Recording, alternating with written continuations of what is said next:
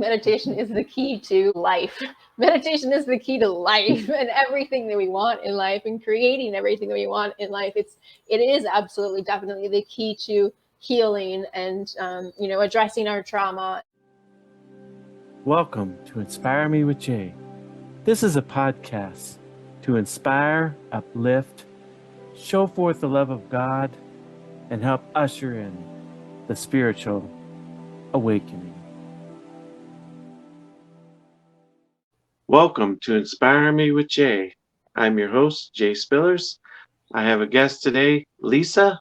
Lisa, how are you? I am wonderful, and I feel like I'm bursting with joy in this moment. I'm really excited to be here. Lisa, you had a profound experience. Why don't you tell the audience about what happened to you?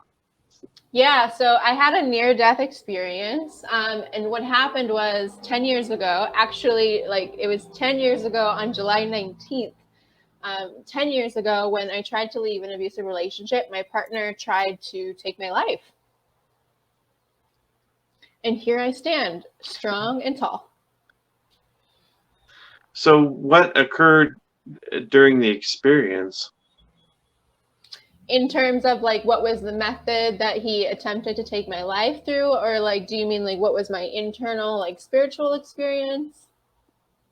Yeah, what was your internal spiritual experience? Yeah, so a little bit of context of what actually had happened, because I feel like that's going to be helpful to understand and follow my spiritual experience. So it was a physical attack, including strangulation. And there was a moment where I accepted internally, I fought like hell. It was the first time I had ever fought back. And then there was a moment when it felt like it was right before death, and I accepted that I was going to die. This was it. It was over. And I just felt this release and this surrender. And then I feel like I saw a lot of darkness, but then there was this light, and I just felt like I was an observer of my body. I don't really know how else to explain it. But yeah, it was that surrender, I feel like, influenced and impacted so much along my journey of healing from that. But yeah, that was my kind of internal experience of it, if you will. So you believe maybe you were outside of your body and you were observing from above or by the side or something? Yeah, that's kind of what it felt like. Could you actually see what was going on in the room? You mean when I felt like I was an observer of myself? Mm-hmm. Oh gosh. I mean, it was 10 years ago now, so did I feel like I was observing what was going on in the room? Yeah, I felt like I was observing myself and what was going on in the room. It was a very short, brief moment in time, but yeah. And you said you saw darkness at first and then a light? Mm-hmm. Yeah. So what was this light like?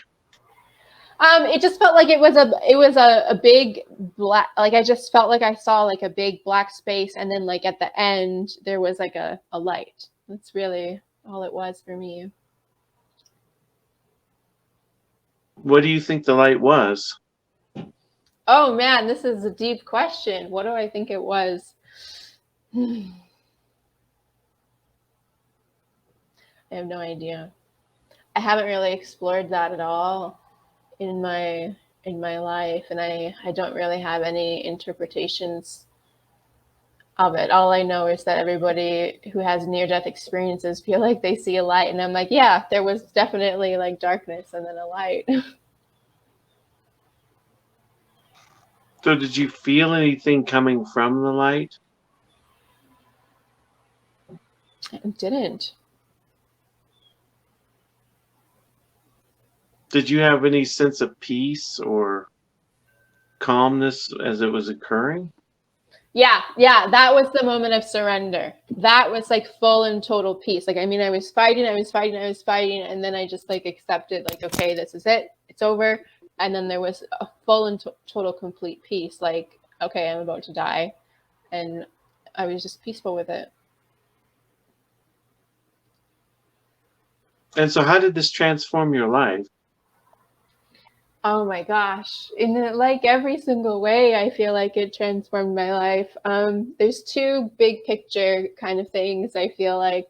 And so like the first thing is like that surrender, that initial surrender I had, I feel like was the foundation that allowed me to then go on and surrender deeply in every single area of my life. Like I literally now like I don't, and I had to implement practices as well to go deeper into it. But now, like, I don't feel any resistance. You know, I'm one with life. I flow with life. I rarely experience triggers, and so that surrender, I feel like, is the essence, like one of the foundations of presence, that allows us to really be present, be in the moment, be mindful, and to live life as an active meditation. um, because if we're resisting what we're experiencing, if we're not surrendered to it, yeah, we can't be present. We're in the resistance. And so that's been really beautiful. Another really big picture thing of how it impacted my life is like I saw that life is temporary, that life is precious, that life is a gift, and to not take any day for granted. And so that deeply influenced my personality and like the way I engage with the world. Like, I'm a super grateful person. I'm really wholehearted. There was I practiced, one of the practices that I implemented after that was, if this was my last day, how would I show up in the world? In this moment, if I were to die, like, how would I show up in this moment? And that was really profound and transformational. And also, like, one of the other, so like the third kind of thing is it shifted literally every single thing about, how do I say this? It just completely transformed my entire world and allowed me to heal like everything. And so like after I left this relationship, I devoted to transforming my life, to healing every single thing I experienced in that relationship, and to not letting it hold me back in any way, shape, or form. And so when I was healing from this relationship after leaving, one of the practices that I had is like, or I don't know if I would call it a practice, but like one of the things I told myself was like, whenever I had some practice or something that I was wanting to change or transform, like ranging all the way from like, you know, implementing boundaries to self-care, to regulating my nervous system, to connecting to my emotions, you know, any single thing, because I transformed it all, you know, all of it, you know. I put the emphasis on it, and I reminded myself that this is a life or death situation. You know, like, this is so important that you could lose your life if you don't transform in this way. And I know it's a little like extreme, and it was the truth. You know, I just acknowledged that truth because I was in this unhealthy relationship. And if I did not do things to protect myself from him, I would just end up going back into that relationship with him. And that is a life or death situation, being in an abusive relationship. And so, yeah, every single area of my life was transformed. Like, before, I was overwhelmed, anxious, living in a continual trauma response, living in survival mode. I literally, like, all throughout my days, every day, every moment, felt like I was walking on eggshells, just trying to people please to avoid abandonment. And now I feel joyful, I feel peace, I feel ease, I feel flow, I feel presence, and all of it, I feel like I can trace back to that relationship, to that near-death experience. Because 3 days later, 3 days after I had that experience, I left that relationship. And then, you know, I devoted to that healing journey. And so all of my growth, all of my transformation, I can tie back to that, because that was the motivator. That was the catalyst. That was what lit the fuel underneath me, because I understood that life was temporary. Have you ever wondered whether the Bible was compatible with a near death experience?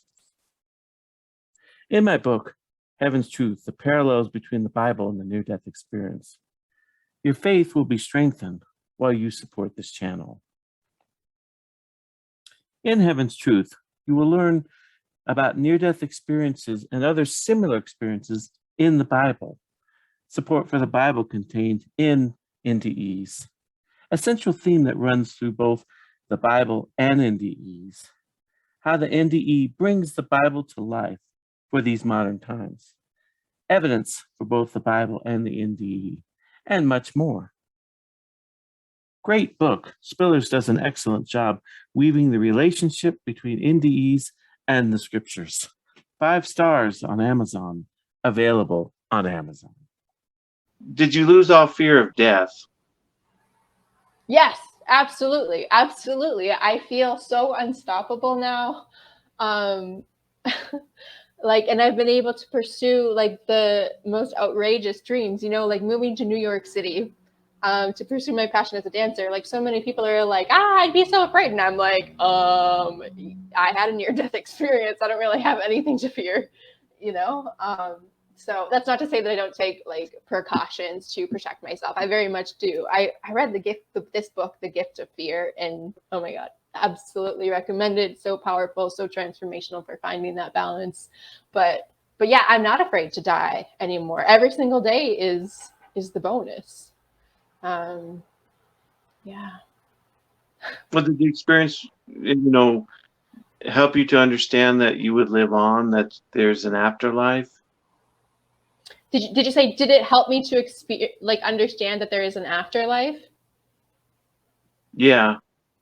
In my journey, I never made that connection to it, but I do feel like from an understanding and a comprehension of physics and that every single thing is energy, I do feel like we will have, as you could say, like, I feel like we'll have many lifetimes. That I'll, come back in another body as the energy that I am, because I am energy. I'm not this body. So I definitely feel and know that. Well, I know, like with the light, because I remember hearing another encounter where like the woman's name was Pam Reynolds, and she saw her grandmother and she saw the bright light, and she asked, was the light God? And her grandmother said, it's the breath of God. So it's not God in total, but it was like God breathing out. Did you ever kind of think that maybe it was sort of like God, the breath of God, that light that you were seeing? Oh, that's really interesting. No, I never really gave any thought to what that light was. I've never really, and I haven't really heard of many teachings of, explanations of it. I just kind of let it be without like ascribing stories to it. It just, there was a light, and that's really all my experience with it was. Well, like after your experience, did you start meditating, or did you, start to wonder if that was how you would start to heal, is through meditation? I did really up my meditation game after that experience. I had been introduced to meditation before, but it never really clicked. And I never really did it consistently until this. But I like really stepped up my game with everything. And I really needed like emotional regulation and nervous system regulation. And I was, for the first time, so like I was so numbed out my whole life, right? And then I feel like the first time I really actually started being able to feel my emotions, or when I started to turn my emotions back on or turn myself back on to feeling them. That didn't make sense, but you understand what I'm saying. The first time was after that relationship. I didn't acknowledge my emotions until after that relationship when I was doing that healing work. And so, yeah, it definitely opened me up to meditation. And now meditation, I live and breathe it. It's one of the most important things to me. I literally stop every 10 minutes to meditate and aim to go so slow that I can maintain a connection to presence in the background. So yeah, I'm definitely grateful to that experience for opening me up more deeply to meditation and healing. Yeah, because I think the thing with meditation is, you know, we don't have to worry as much about whether we're doing it right so much as being consistent with it. Because it's kind of like exercise. If a person was to exercise, every couple of months, and then they're like, well, this exercise really isn't doing much for me. Well, if you're not in a regular, consistent practice of it, it's not going to serve you. It's not going to be able to change your life. And it's that way with meditation too, I think. Yeah, absolutely. I 100% agree. And I would add to that I feel like there's a lot of like there isn't a doing it right. And that's one of the things that like one of the major misconceptions to it, right? Is I'm doing it wrong. But just sitting there, and having an anchor is meditation. But like I feel like with that, in addition to like the consistency is so important with every single area of life, right? Like that's it, consistency. But Hmm. like in addition to that, I feel like there's so many misconceptions with meditation which make it hard to implement. One of them also being that we think that we're supposed to get the mind to stop thinking. And that's usually the motivation for wanting to start it, right? Is we want to stop thinking because we're overwhelmed by all of the thoughts. Yeah. But Hmm. like having the objective of, okay, I just need to stop thinking, it doesn't get us to the outcome, because it's different. It's by focusing all of the attention span on the anchor. There's no more room for rumination about the past and the future. We're just simply focused on the present, on reality of sight, sound, touch, taste. Yeah. So yeah, I definitely agree. Hmm. Consistency and like having a guide to help us through those misconceptions that we all kind of encounter along the journey. Well, is it kind of like with being in the present moment? You can have thoughts, but it's sort of like you allow yourself to enter a bubble and you're just sort of focused on whatever it is. Like if you focus on gratitude or you're focusing on becoming, understanding yourself better, discovery, but you're in that bubble and you're just focused on this present moment, you know, and that's your thoughts. It's not all these things out here that you're focused on. Does that sort of make sense? Kind of like going in the bubble for a Yeah, short yeah, period of yeah. time? I feel like it's another way to probably describe that is also like you're the observer of your thoughts. Like there's space between you and your thoughts, and you're not just like pulled by the thoughts and having no awareness of a thought. There's awareness. It's like the key is aware. There can be awareness of the thoughts. That's still presence. Are you looking for a devotional that will radically transform your walk with Christ and revolutionize the world at the same time? Check out my latest book, Walk as Children of the Light. This book focuses on everything you need to be fully equipped and discipled in Christ: prayer, meditation, scripture, love, gratitude, and much, much more. Available on Amazon, 5-star rating. So what kind of meditation do you practice, and like what is your routine with meditation? So I do a little bit of mindfulness meditation, and then another form of meditation that I don't really know what to describe it. I don't know one word to say that would make people resonate with it. Maybe you could call it transcendental meditation, but I never formally studied that. But like, I mean, like the anchors that I use for this more like transcendental meditation is like I'll use the anchor, I am space, and listen with your whole body. And I feel like when I connect to those anchors, I feel like I experience myself as energy, as not having a body, of being out of my body, of transcending the body.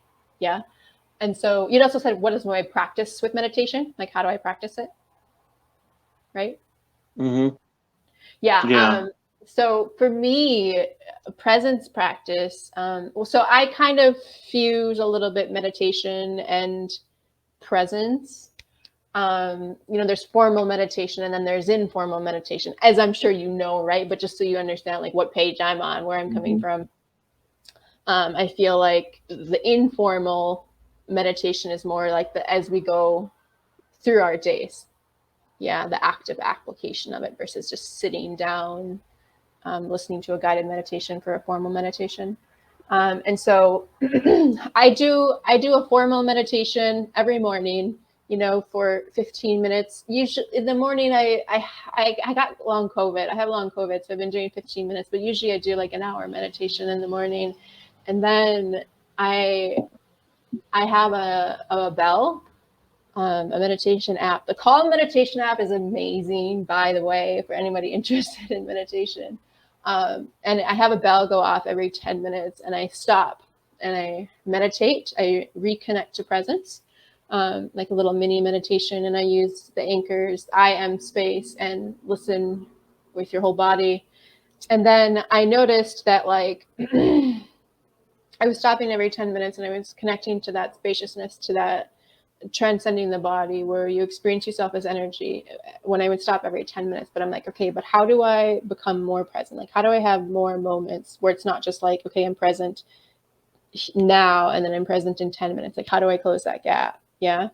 And so the solution that I discovered to that was to go so slow that you can maintain a connection to presence in the background, to that spaciousness in the background.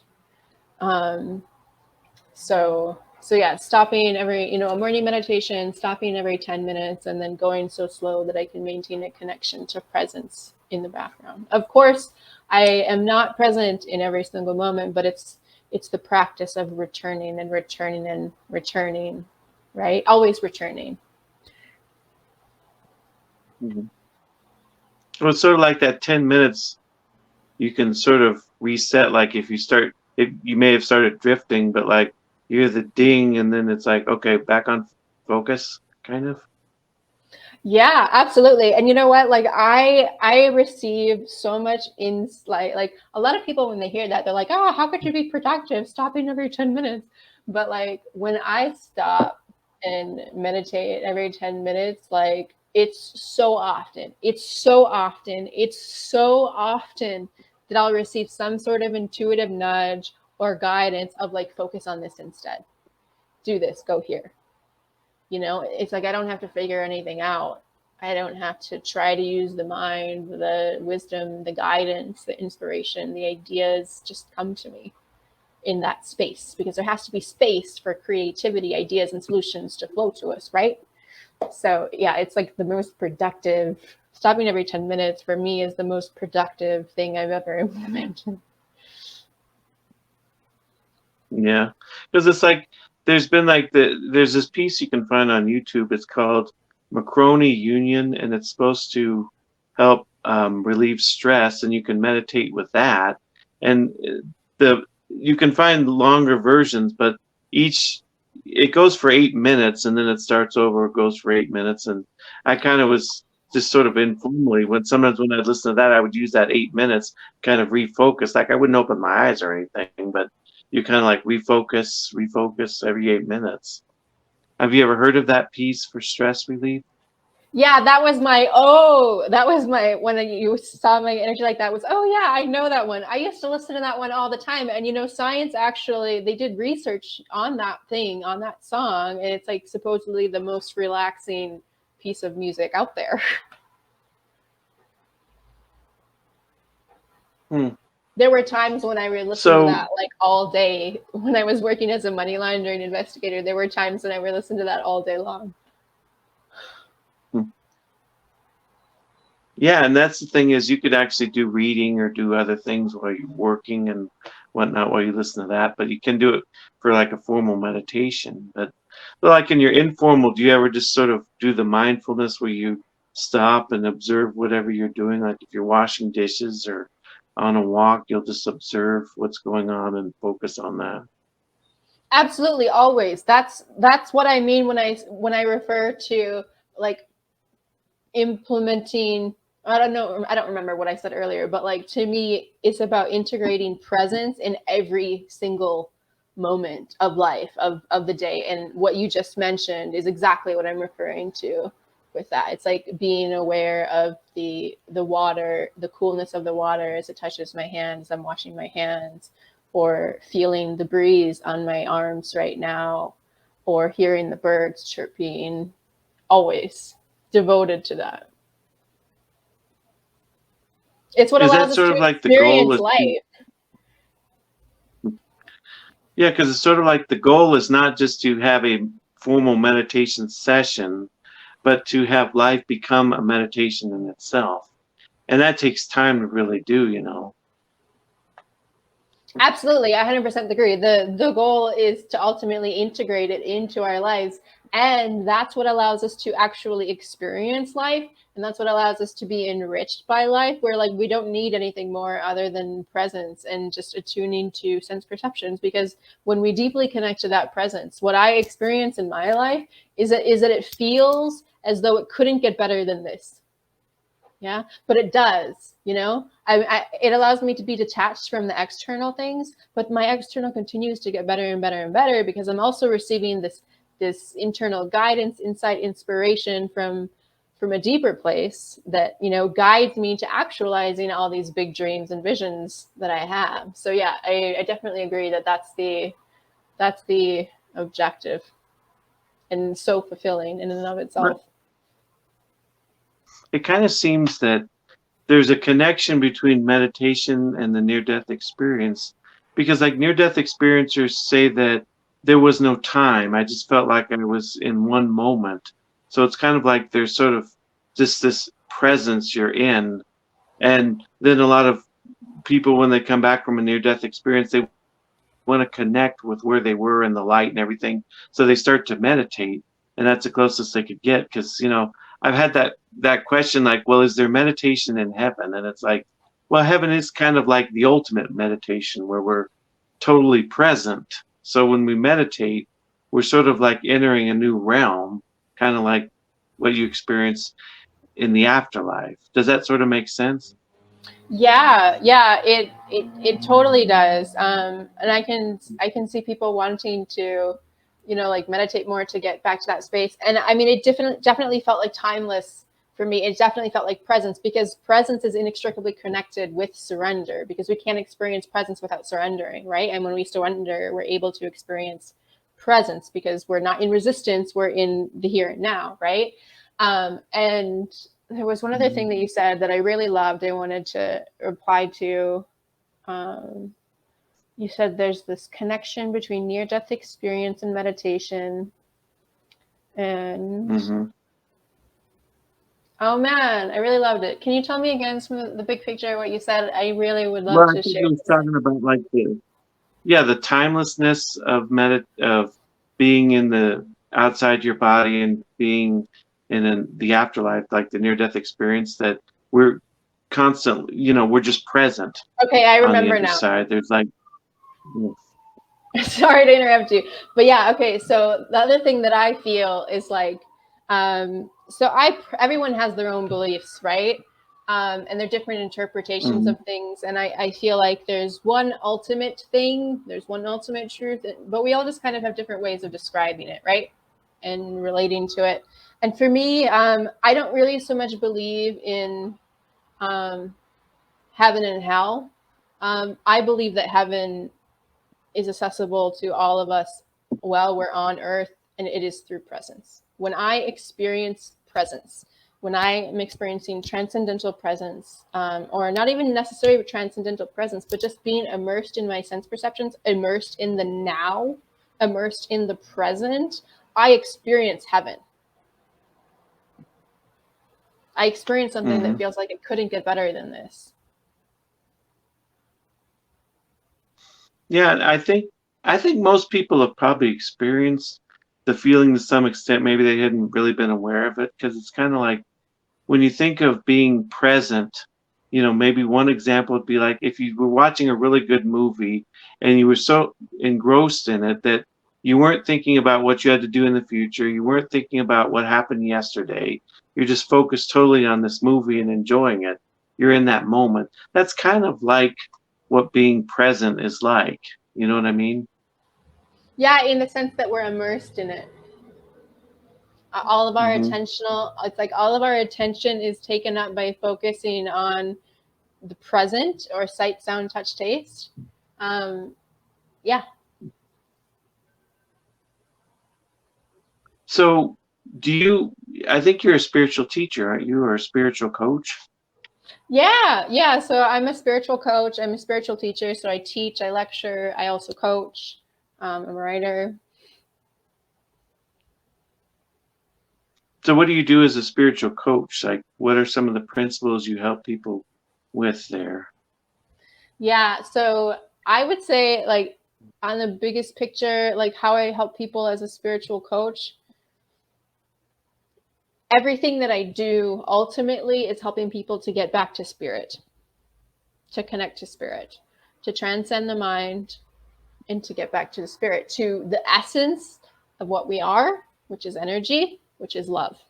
When I connect to deep presence, I'm connecting to the energy of love, the energy of presence, the energy of joy. Experientially, they're all the same to me. Joy, love, presence, experientially inside, it's all the same. And so ultimately, everything that I do is helping people to be able to access that. Now, that takes many forms.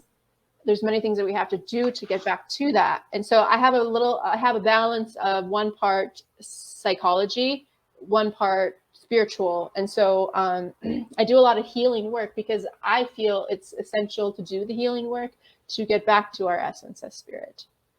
Yeah. And so my work is like one part healing and one part presence, and they're inextricably connected. They both support each other. They're both necessary for our journey to, becoming the spirit that we are, and also simultaneously to actualizing all the dreams and desires that we have. Mm-hmm.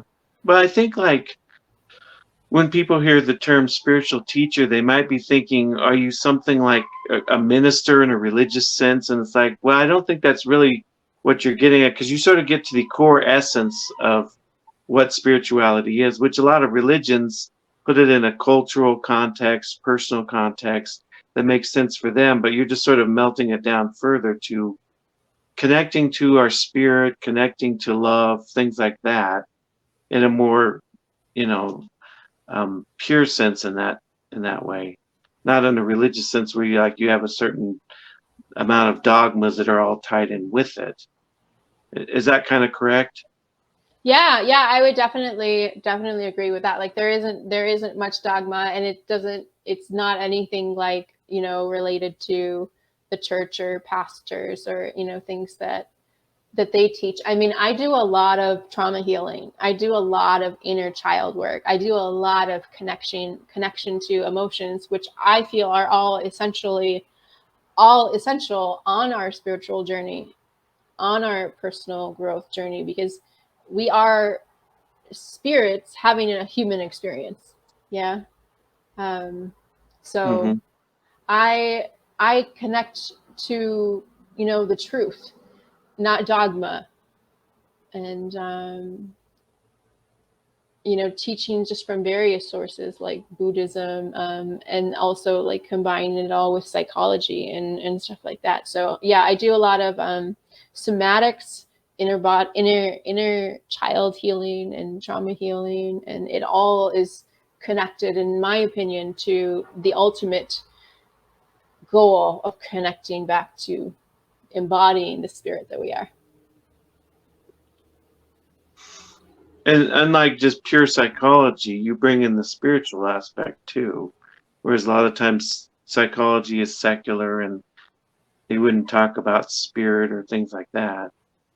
Is that kind of how it works? Tom, explain again to me what you're asking.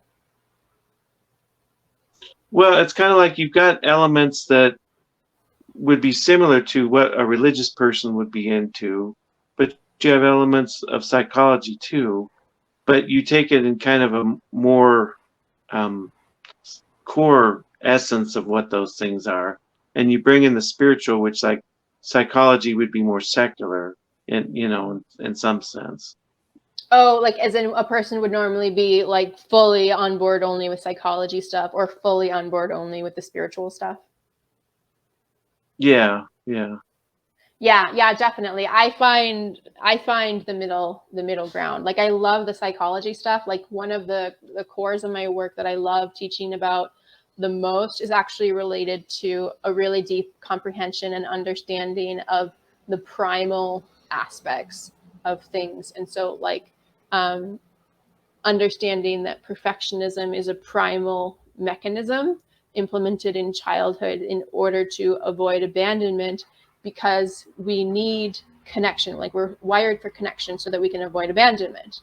Yeah. And so I love really understanding and comprehending those things. Like what are the things that we need to understand from a psychological, from a primal brain level, like this primal part of the brain for survival. What are the things that I need to understand there that are actually going to be getting in the way of embodying our essence as spirit? Because we have to acknowledge those things. We have to acknowledge the primal aspects in order to actualize any goal or any vision. Like if I have a goal and a vision of building a business as a life coach, like I have to understand that there are primal aspects that are going to be blocking me from reaching that goal.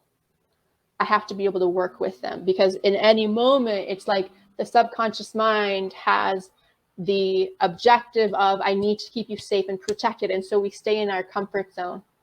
And it's the same exact thing if our goal and our vision is to become more spiritual or to embody spirit. It's like these human aspects of ourselves are going to be getting in the way of actualizing the goal and the vision of becoming more spiritual, because one of the most common things that happens actually is related to our emotions. Like there's the spiritual bypassing, right? Oh no, I'm so spiritual, I'm not going to feel that. This feeling is bad. Yeah, but that actually, resisting emotions when they come up creates more resistance. And that disconnects us from being able to embody spirit, to be the energy that we are. And it is only through acknowledging our primal aspects, which is emotions, a primal aspect. It's a messenger. It's communicating a message to us of a need. And until we acknowledge those primal aspects, we can't deeply connect to spirit or embody our essence as spirit. Because if we have this vision of like no emotions, if we have this vision of not acknowledging the psychology, then we're going to be bypassing it. It's just going to create resistance, and this fighting something disconnects us from the experience of spirit. So yeah, it has to be, in my opinion, there's no other way to do it other than having the fusion of the psychology and the spirit. So, like with perfectionism, is a lot of that born out of, if you have like a harsh parent or an abusive parent, you're kind of thinking as a young child, maybe not on a conscious level, but you're kind of thinking unconsciously, if I can become perfect enough, that parent will accept me. Is that kind of what's going on then? So some parts of that are true, yes. The thing is with perfectionism, we think that it's some really big bad thing that breeds it, but it's not. It can be very, very tiny and very, very subtle. And so perfectionism can be developed simply because of having a parent who's emotionally unavailable. So this could look like just having a parent who's really, really tired.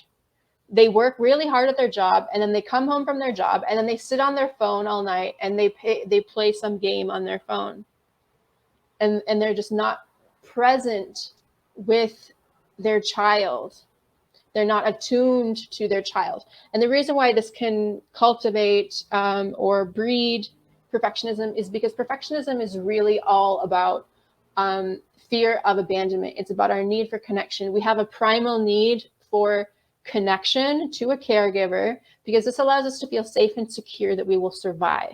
And so the essence of how perfectionism is cultivated is if there is a disconnection, if we feel a pattern of disconnection from our parent because they're just simply emotionally unavailable. It doesn't have to be that they're harsh and that they're telling us and that they have these super high standards. that's one component of it and is also true. But I think what's more important to understand is the subtle nature of it, of how it's just simply a parent who's emotionally unavailable. Because when we experience, because okay, it's like I have a need for emotional connection if as a child, and then if I experience the parent is emotionally disconnected and I don't feel a connection with them, internally what happens is I internalize that and I'm like, I did something wrong. The reason why they're disconnected is because I did something wrong. And so I need to do something better in order to retain connection with them, in order to regulate my nervous system, and in order to feel safe and secure that I'll survive.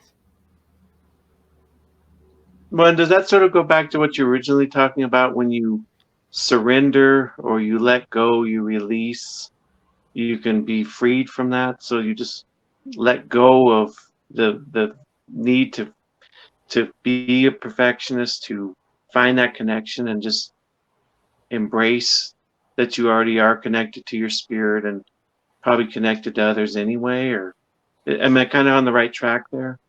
That's I mean, healing perfectionism, there's so many components involved in it, and surrendering and accepting that it's good enough is definitely one of the components along that journey. There is a more important aspect to it that really gets deeply at the core of healing it, which is we need to heal the attachment wound and the fear of abandonment. That's what's the most essential thing in healing perfectionism. But there also has to be that rewiring of these beliefs of that, like and these attachments to I need to do this better. We have to tell ourselves, no, this is okay, this is enough, and then regulate the nervous system to feel safe and secure and regulated. So yeah, that's definitely a component of the journey.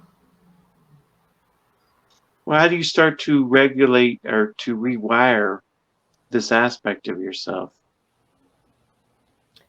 So the foundation of it, how we start to regulate ourselves to heal perfectionism, the foundation of it really starts with being able to attune to and be aware of our emotions, or aware of activation of energy in our body. And so the foundation of that, the foundation of that is presence. It's meditation, it's mindfulness. We can't change something unless we're aware of something. Yeah. We can't regulate an unregulated emotion unless we're aware of it. And so, yeah, presence is really like one of the most essential foundations to help us to be able to regulate the nervous system and heal perfectionism. Actually, I'm teaching a course and it's called Perfectionism to Presence. And one of the things I'm teaching in it, I'm going to be teaching it coming up. And one of the essential, one of the entire modules is on presence, because presence is such a key component to healing perfectionism, because we have to be aware of these things, these patterns, to be able to change them. And we have to be aware of activation in the body to be able to regulate the body. Mm-hmm. So, I mean, is meditation the key to so much of our emotional healing and healing from trauma? Do you think? Do you think that's what could revolutionize the world for most people? Yes. I mean, when you said that question and you said, do you think meditation is the key to, my brain filled it in with life. Meditation is the key to life and everything that we want in life, and creating everything that we want in life. It is absolutely, definitely the key to healing and, addressing our trauma and so it's on that end of the spectrum, the healing and the trauma, but then also on the other end of the spectrum of wanting to actualize our goals and our dreams and our visions. Presence is absolutely essential. Like, I mean, for me, like one of the things that I teach the most and the deepest is that presence is the key to anything and everything, and actualizing anything and everything. Like, it is the foundation. It not only does it improve every single area of our life, from relationships to communications to our job satisfaction to our finances. If we're not, if we're impulsive, we're going to be overspending, right? We have to bring presence to stop and interrupt and change that behavior. It's the core and the essence of all behavior change, of changing anything in any single area of life. There has to be space. There has to be presence to interrupt that pattern. So yeah, it's on the side of, like, presence is the key to, the one side of the healing, the trauma and the struggles. and also to getting to deeper layers and deeper levels of abundance and fulfillment.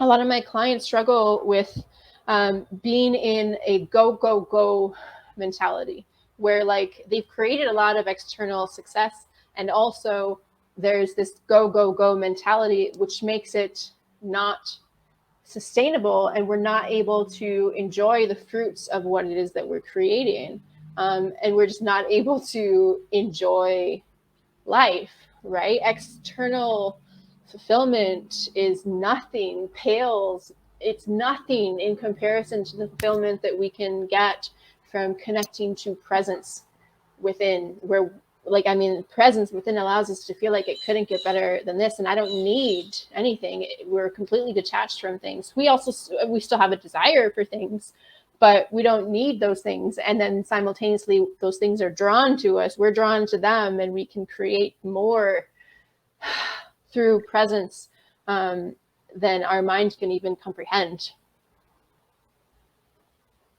So Well, yeah, I wonder, presence like, is like the one it tool. What presence is like the one tool, the one thing I recommend, because all tools and strategies and things that can help us and support us come to us through that, because we're able to connect to our intuition, insight, creativity. So, I mean, it's like if there was one tool that I gave for any single thing in anything in life, it would be presence.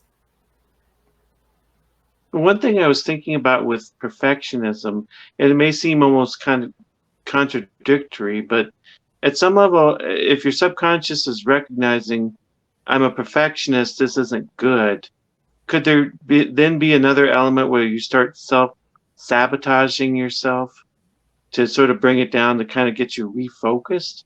Because it's kind of like you see highly successful people, do they sometimes self-sabotage? It could be with alcohol or drugs, could be where they just let things go.